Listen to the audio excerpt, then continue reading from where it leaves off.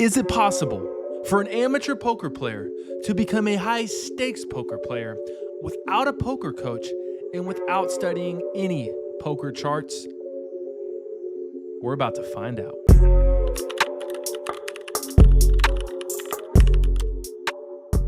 Now, phase one of this challenge is simple.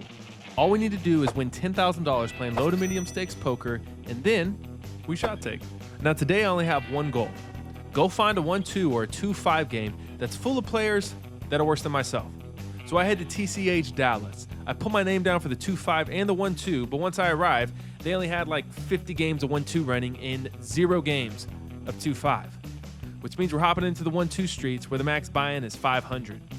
I was hoping they'd open up a 2-5 game, but thank God they didn't, because we're about to go on an insane heater in this 1-2 game. Within our first orbit, we look down at ace, queen of spades in late position, open at 15 and get called by the cutoff and the button. The flop comes 3, 7, 8, 2 spades. We got the nut flush draw with 2 overs. I see bet for 25, and only the cutoff calls, so we're heads up to a turn, and it's just an absolute binker of a card. It's the 9 of spades, giving us the nuts. And yes, I know a straight flush is the nuts, but I mean, if she has a straight flush, then just take my entire stack. I try to get tricky and check, and the cutoff immediately slides out. A $100 stack of red chips. Now, I'm not going to lie to you guys. The cutoff looks like the sweetest old lady you've ever seen in your entire life. Okay, and I'm not proud of what I'm about to do to her stack. I call. The river is clean, and originally I was planning to lead out on this river for a small amount, okay, just to be nice. But then I noticed the sweet old lady reach for another stack of red chips before I even acted. So I check. She bets 100 again, and I'm a bit ashamed of myself, but I go all in for 279. She calls. I show the ace high flush, and she shows a turned straight. And I just sit there and do my absolute best not to cry while I scoop in all of her chips. And yeah, if you're watching this, ma'am, I am so sorry. All right, no more feeling bad for taking money from other players. We pick up queen 10 on the button. The cutoff opens to 20. I call, and so does the small blind, big blind, and 2 limpers. So Texas heads up to a flop we go, and we smash trips. It comes queen, queen 5. Action checks all the way to the original raiser, and he c-bets tiny for 30. Now there's a flush draw on board, and there's like a gazillion other players in the hand, so a raise is probably the best option here, but I decide to get tricky and disguise the strength of my hand and just flat call. All the other players fold, so we're heads up to a turn. It comes the 9 of clubs. The cutoff continues betting, this time for $40. It feels like he might have a pocket pair, and with a straight and flush draw out there, I think we can raise and still get called really light. So I make it 140. He goes into the tank. Come on, brother. Rip it all in with those pocket 10s. Give me another double up, and let's go home. Sadly, he folds. But we're still scooping in nearly $200 of profit this hand.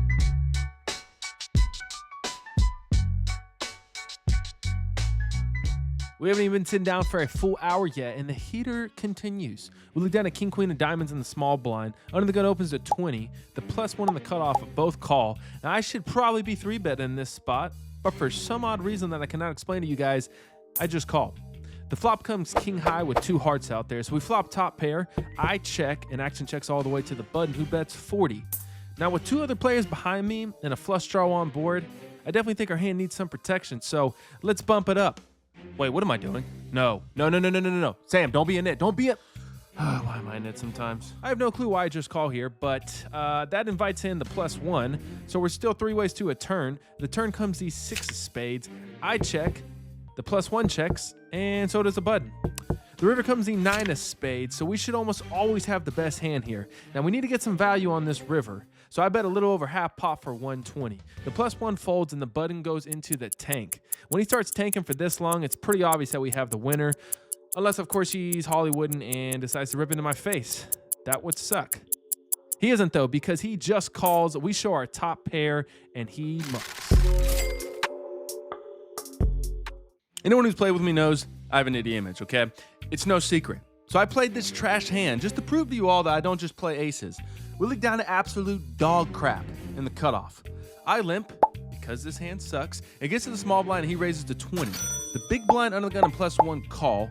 We're getting 4-1 on the call, so we're in there. The flop gives us a gutter to the nuts. Action checks to the +1, he bets 50. Now I didn't call 20 pre-flop, just to flop a gutter and fold, so I call. The other players all fold, so we're heads up to a turn, and the turn is a 5, which gives us a pair to go along with our gutter. Once again, the +1 bets 50. No reason to try and bluff now that we have showdown value, so I just call. And the river rewards us for playing this garbage. It's the 3 of hearts giving us a straight. The +1 takes half a second and slides out a bet of 155, leaving himself another 155 behind. Now there is a flush on the board, so we could turn back into a nit and just call. Yeah, no, I'm all in. He calls, we show the suck out, and he shows 2 pair, so we were behind the entire hand until the river bailed us out. Who's a nit now?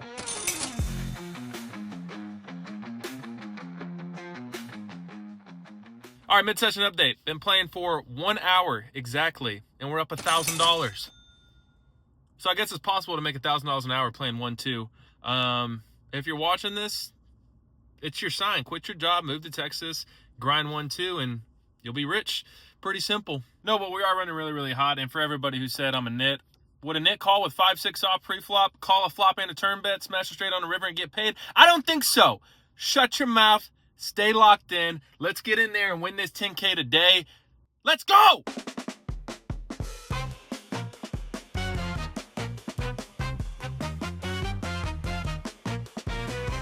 The next 2 hours were probably the most boring 2 hours of poker I've ever played in my entire life. We were picking up some decent hands, but it was as if there was a $100 cap on every pot. I was legit about to start falling asleep until we looked down at 8-7 suited. The +1 opens to 15. I call in the +2, and so do 4 other players. We flop a flush draw on the deuce 3 ace 2 club board. Action checks to me. Now I should probably be checking here because there's so many opponents in the hand, but I want to narrow down the field some, so I bet 35 and get called by the cutoff, button, and under the gun.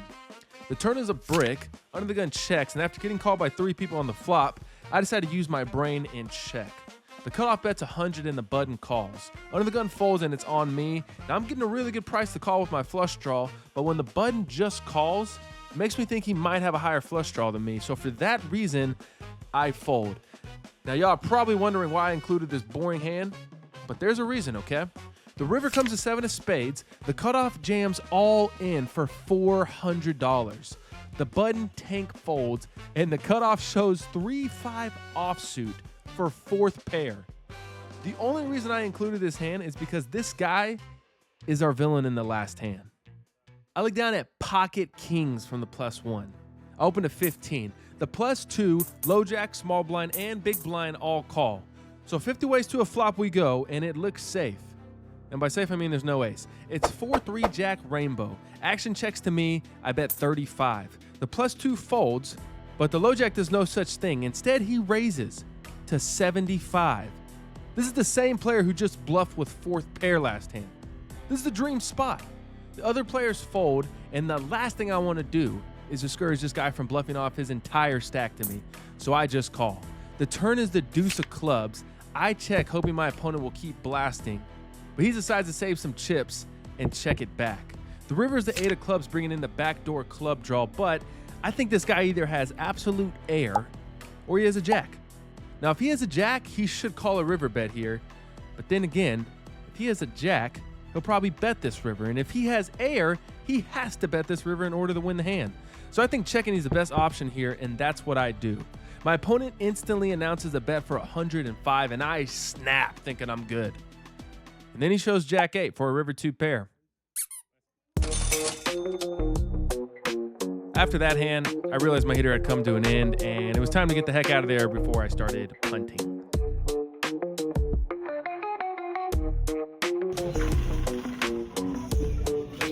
Appreciate it, bro.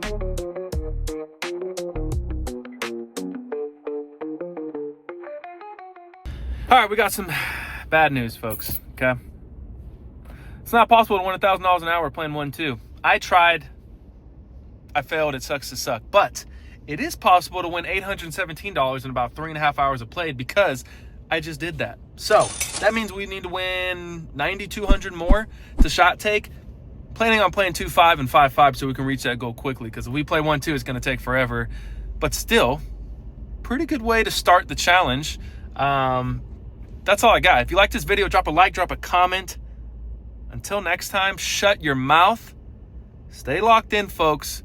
Peace.